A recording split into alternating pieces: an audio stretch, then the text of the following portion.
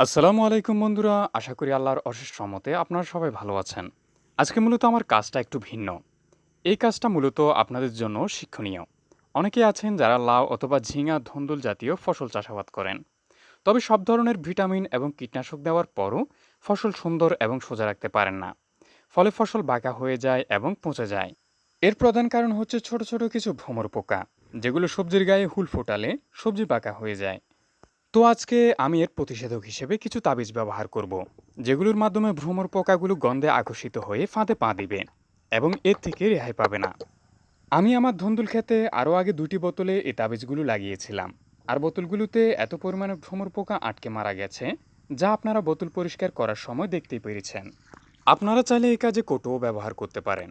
সবথেকে ভালো কাজ হচ্ছে কৌটো ব্যবহার করা। তবে আমি এই কাজে হাতের কাছে থাকা বোতল ব্যবহার করছি। আগের বোতল দুটি যেহেতু তৈরি ছিল, তাই আমাদের সেগুলোতে কোনো কাজ করতে হচ্ছিল না।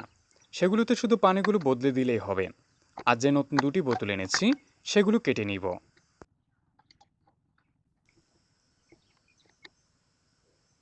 বোতলের এক পাশ কাটা হলে ঠিক অপর পাশও একই নিয়মে কেটে নিব। অপর বোতলটিও একইভাবে কাটার পর 2টি বোতলের জন্য সুতো কেটে নিলাম, যেখানে তাবিজগুলো বেঁধে নিব।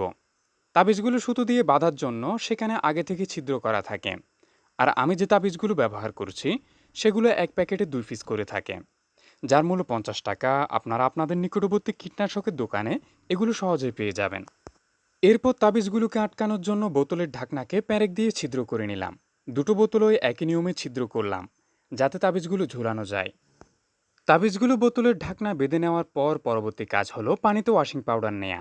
যেহেতু আমাদের 4টা বোতল, তাই সে অনুযায়ী পানি নিয়ে নিলাম এবং তাতে ওয়াশিং পাউডার মিশিয়ে দিলাম। আর বোতলে পানির পরিমাণ হবে বোতলের তলার 3 আঙুল। পানিতে পাউডার মেশানোর মূল কারণ হচ্ছে ভ্রমর পোকাকে আকর্ষণ করা। মূলত পাউডার পানিতে মেশানোর পর তাবিজের ঘ্রাণ আর মিশ্রিত পানির ঘ্রাণ মিলে ভ্রমর পোকাকে নিজের দিকে আকর্ষিত করে বোতলের যে পাশে কেটেছি সে পাশ দিয়ে পোকা ভেতরে ঢুকে পানিগুলোতে ডুবে মারা যাবে। আর যেহেতু সামনে বর্ষাকাল, তাই ঠিকমতো ফসলি জমিতে ওষুধ ব্যবহার করা যাবে না।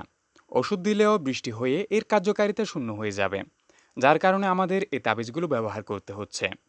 শুধু বর্ষাকাল নয়, সারা বছরই এই তাবিজগুলো ব্যবহার করলে ভালো ফলাফল পাওয়া যাবে ইনশাল্লাহ।